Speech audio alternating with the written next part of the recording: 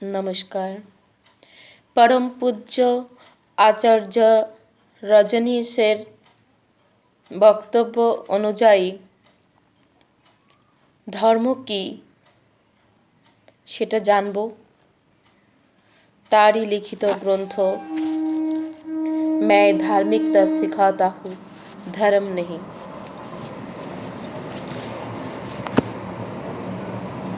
আমি ক্ষুদ্র মানব, বাঙালি ঘরের একজন বধূ। হিন্দি এত ভালো আমি পড়তে পারি না, তবু আমার ক্ষুদ্র প্রয়াস, ভুল ত্রুটি হলে মার্জনা করবেন। प्यारे ओशो, वास्तविक धर्म क्या है? जिसे लोग धर्म समझते हैं वो धर्म नहीं है। ईसाई, इस्लाम और हिंदू धर्म ये धर्म नहीं है। लोग जिन्हें धर्म कहते हैं वो मृत चट्टाने हैं। मैं तुम्हें धर्म नहीं धार्मिकता सिखाता हूँ। एक बहती हुई सरिता पग पग पर मर लेती, निरंतर अपना मार्ग बदलती, लेकिन अंततः सागर तक पहुँचती। एक चट्टान बहुत पुरानी हो सकती है, ऋग्वेद से भी पुरानी, बहुत अनुभवी, लेकिन चट्टान आखिर चट्टान है और वो मृत है।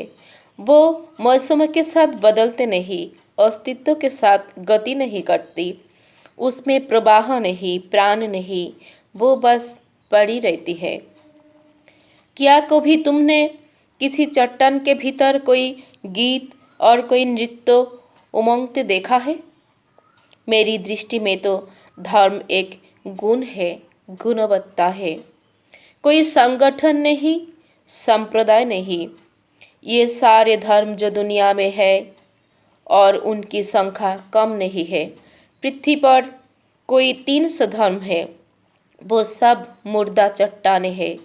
वो बहते नहीं, वो बदलते नहीं, वो समय के साथ साथ चलते नहीं और शरण रहे कि कोई चीज़ जो स्वयं निष्प्राण है, तुम्हारे किसी काम आने वाले नहीं।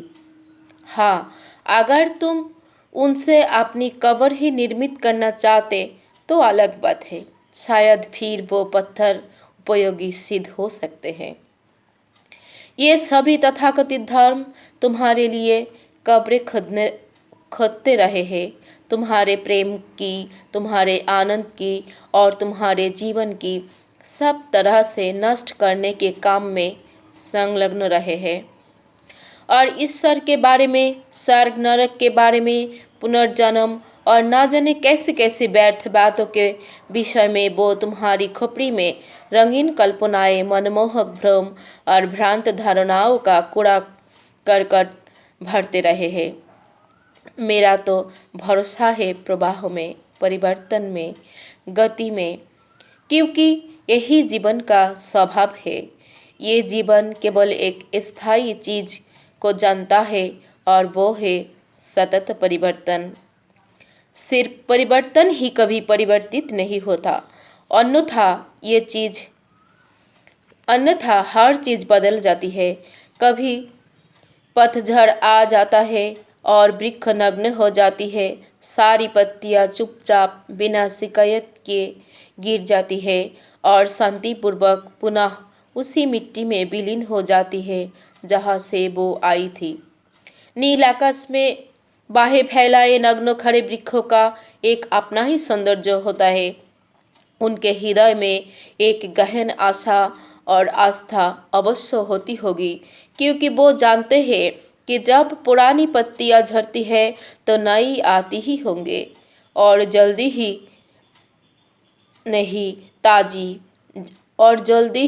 नई ताजी और सुकमल कपले फूटने लगती है।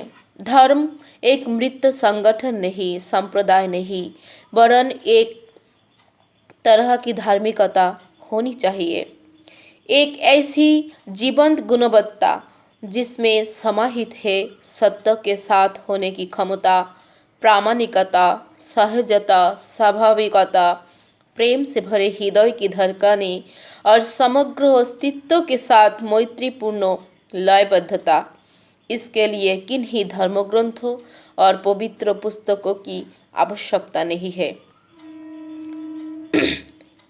ये बात बहुत गौर से सुनना। धर्म एक मृत संगठन नहीं, संप्रदाय नहीं, वरन एक तरह की धार्मिकता होनी चाहिए।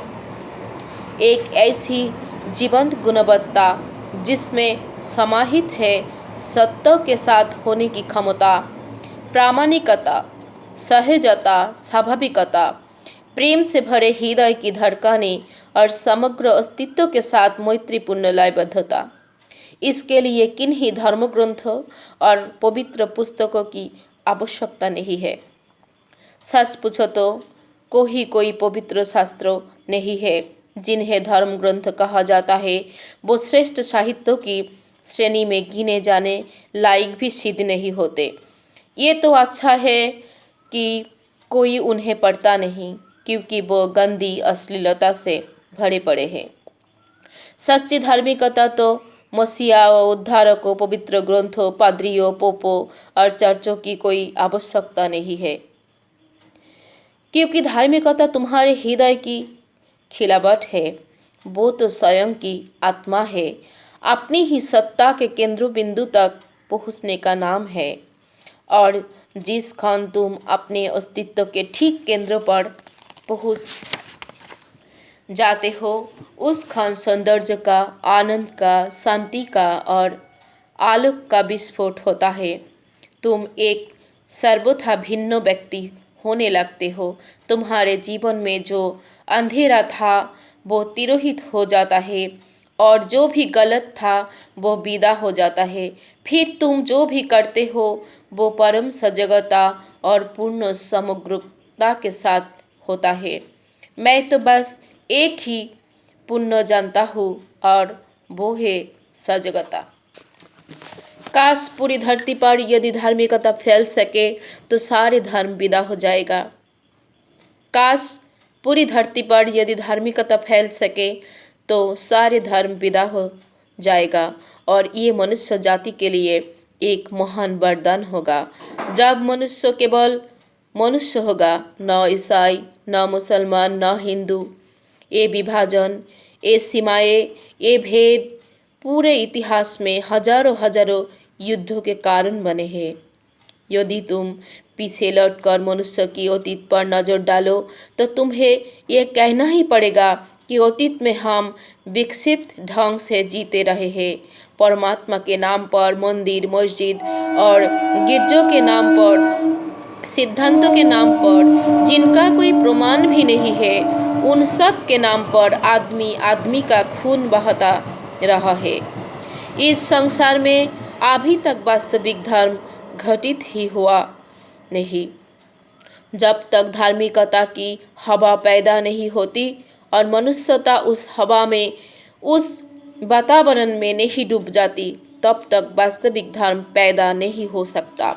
लेकिन मेरा जोर उसे धार्मिकता कहने पर है ताकि वो संगठित ना हो पाए, संप्रदाय ना बन जाए। तुम प्रेम को संगठित नहीं कर सकते। क्या तुमने कभी प्रेम के मंदिर, प्रेम की मस्जिद और प्रेम की गिरजे सुने हैं? प्रेम है दो व्यक्तियों के बीच घटने वाली एक व्यक्तिगत घटना और धार्मिकता है एक व्यक्ति की समग्र अस्तित्व के प्रति समष्टि के साथ होने वाली और भी महत् प्रेम की घटना।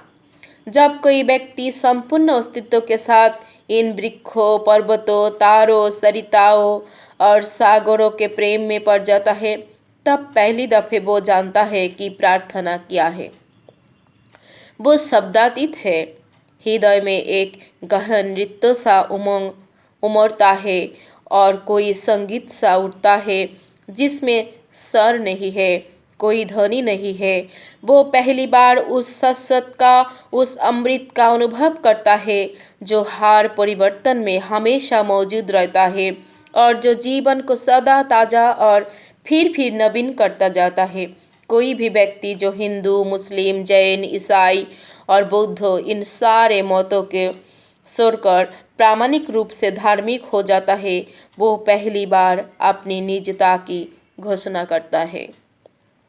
धार्मिकता एक व्यक्तिगत और निजी मामला है। वो व्यक्ति के द्वारा समष्टि के प्रेषित प्रेम संदेश है। धार्मिकता की हवा फैले तो ही दुनिया में शांति हो सकती है और सारी नासमझियाँ वो भ्रांतियाँ मिट सकती है। अन्यथा ये समस्त धर्मों मनुष्य का शोषण करने वाले परजीवी रहे हैं। ये धर्मों लोगों को गुलाम बनाते रहे, उन्हें विश्वास करने के लिए विवश करते रहे और शरण रहे। सभी विश्वास बुद्धिमत्ता के दुश्मन है। वो लोगों को ऐसे ऐसे शब्दों में प्रार्थना करने के बाध्य करते रहे जिनमें कोई भाव नहीं, अर्थ नहीं, क्योंकि वो शब्द तुम्हारे हृदय की गहराइयों से नहीं वरन स्मृति से आते हैं। लियो टॉल्स्टॉय की एक कथा बहुत प्यारी है। कोई बार मैंने तुमसे कही है। ये कहानी है 3 अनपढ़ और असंस्कृत लोगों के बारे में। यो एक बड़ी झील के बीचों बीच स्थित एक छोटे से द्वीप पर निवास करते थे। लाखों लोग उनके पास आते और उन्हें पूछते थे। ये रूस की क्रांति से पूर्व की बात है। उनकी प्रसिद्धि की बात सुनकर पुराने रूस का आर्च बिशप बड़ी चिंता में पड़ गया। चर्च खाली पड़े थे। आर्च बिशप के पास कोई आता नहीं था और ख्याल रहे रूसी चर्च व्यवस्था विश्व की सबसे प्राचीन चर्च व्यवस्था है, अत्यंत रूढ़िवादी, और लोग उन 3 ग्रामीणों के सत्संग को जा रहे थे जो परंपरानुसार अभी ईसाइयत से दीक्षित तक नहीं हुए थे। फिर वो संत कैसे हो गए? भारत में संत होना आसान है, पर ईसाइयत में ये इतना सरल मामला नहीं है। संत के लिए अंग्रेजी में जो शब्द है सेंट, वो ग्रीक भाषा के मूल स्रोत सेक्टस से आता है। उसका मतलब है सेक्शन, अर्थात जब तक पोप अथवा आर्च बिशप किसी को संत की मान्यता नहीं देती, प्रमाणित नहीं करते, तब तक उसे संत की तरह स्वीकृति नहीं मिल सकती। लेकिन लोग खबरें लाते कि वो तीनों इतने संत जैसे हैं। आखिर एक दिन गुस्से में आकर आर्च बिशप ने मोटर बोट ली और उन तीनों से मिलने पहुंचा। वो एक पेड़ के नीचे बैठे थे। उसने उन्हें देखा तो भरोसा न आया कि ये किस प्रकार के संत हैं। सबसे पहले अपना परिचय देते हुए उसने घोषणा की कि मैं आर्च बिशप हूँ। उन तीनों ने उसके चरण स्पर्श किए। अब आर्च बिशप ने थोड़ी राहत की सांस ली। आश्वस्त हुआ कि ये तो बिल्कुल गंवार और मूढ़ लगते हैं और अभी बात इतनी दूर नहीं गई है कि हाथ से बाहर हो जाए, कि नियंत्रण ना किया जा सके। उसने पूछा, क्या तुम संत हो?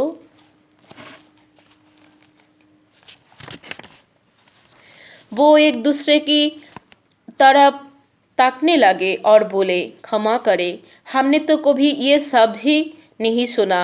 हम लोग तो अशिक्षित ग्रामीण हैं, हमने ग्रीक भाषा में ना बोले।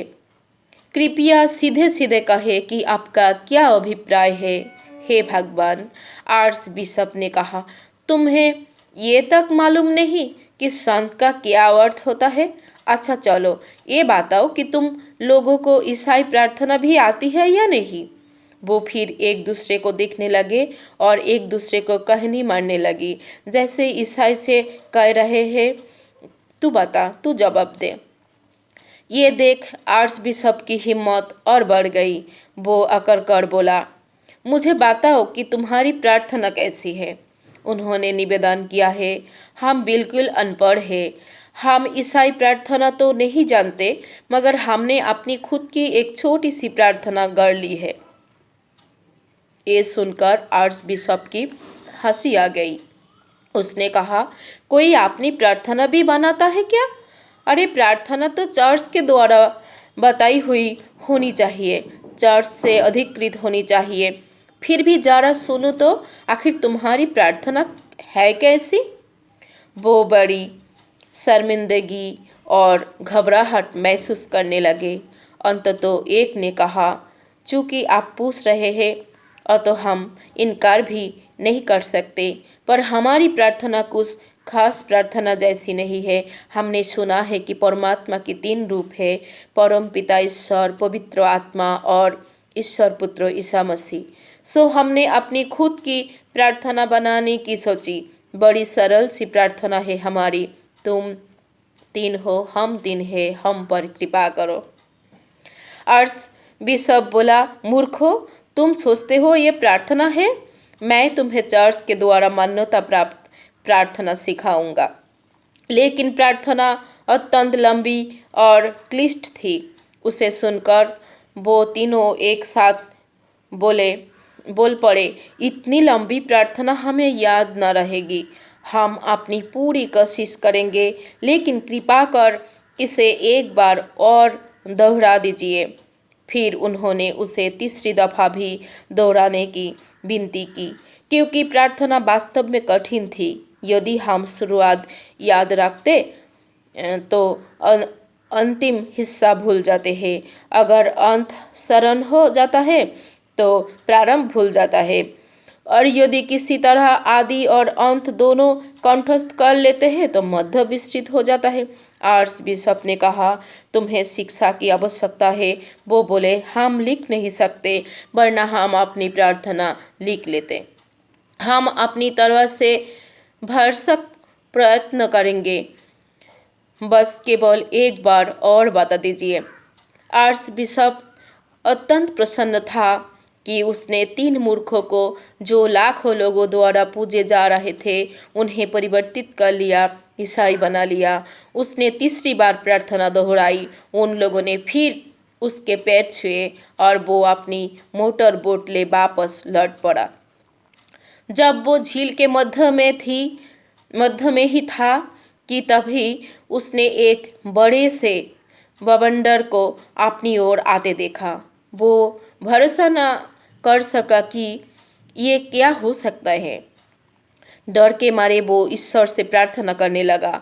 जब वो कुछ नज़दीक आए तब वो समझा कि ये तो वही तीनों बेवकूफ़ है, पानी पर पैदल चलते हुए। ये भगवान, उसने सोचा, पानी पर तो केवल ईसा मसीह ही चले थे। वो लोग हाथ जोड़े हुए आए और बोले, हम वो प्रार्थना भूल गए, सो हमने सोचा एक बार और। उन्हें झील पर खड़े देखकर आर्च बिशप को अब सत्य का एहसास हुआ।